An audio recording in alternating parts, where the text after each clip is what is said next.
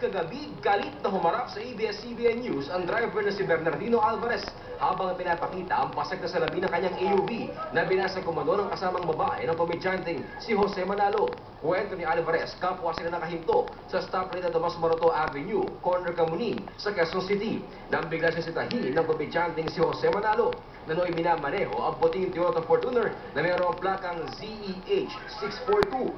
Humantong ang pagsita sa pagbasa kumano ng salamin ng kasamang babae ni Jose sa kanyang Kia Ceres. Nagkaroon na ng problema sa sa traffic na hindi ko naman alam na si pala yun, si Jose. Sinasabi ko daw na ang ganda-ganda nga ng kotse niya, ibobo naman ng Tiger. Eh, hindi naman siya ang sinasabihan ko.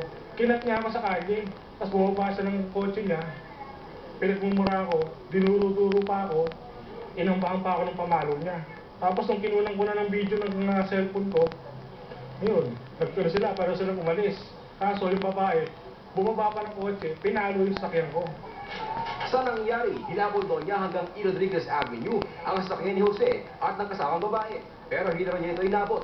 Kaya ipinablatter niya ang insidente sa tanggapan ng QCPD Station 10. Ipinakita rin ni Alvarez sa news team ang video clip na kanyang nakunan habang nagkakasagutan sila ni na Jose at kasamang babae.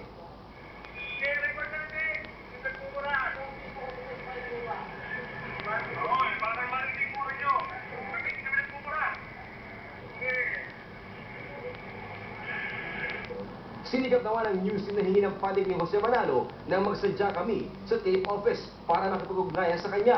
Pero hindi mo sila otorisado magbigay ng anumang contact number ng komedyante. Tuloy naman ang pagkasampa ng kaso ni Alvarez lamang kay Manalo at sa kanyang kasama.